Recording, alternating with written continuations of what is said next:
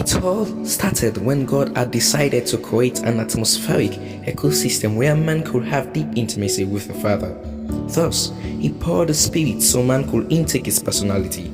Howbeit, God's love for man was incredibly beautiful and gorgeous, and so He made man the emperor of the legislative, the executive, and judiciary, and conferred him with authority. Intimacy then began. What ruined it, and how did Satan come into the scene? Supposedly, each and everything had been given to man since the inception. However, a corny and sly nature arose to strike God's intimate beings. It was so tragic to see man succumb to the devil's mischiefs. Man's subconscious mind was then manipulated and deranged. Man, God's perfect plan, was destroyed by the way. What could God have done? He is called holy. How then could He have that deep intimacy or connection with them? He couldn't, so man was pushed and waved out of the presence consequently. Was man deceived? Well, fairly so, but the difference, it had created a mile away from God.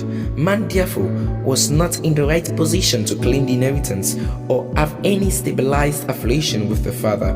Thus, sin appeared with its expulsion and covenantal causes. Could he have succeeded? How then did it happen?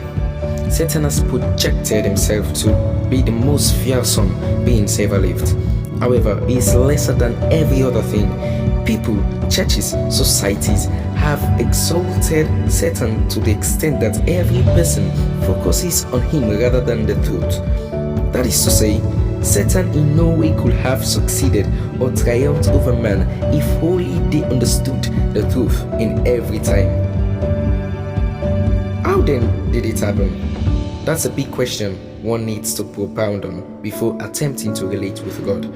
The length is lesser than the measures we take in life.